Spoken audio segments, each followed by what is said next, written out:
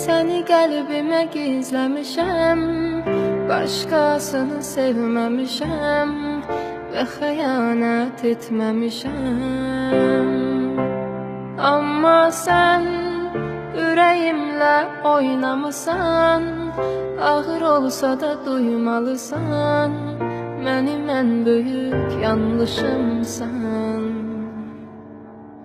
Ağlama, ürək o buna layiq deyil, inan. Tərk edən sonunda peşman olur hər zaman. O sənə yaşatdıqlarını özü yaşamadan ruhunu alıp gedən deyil bir bu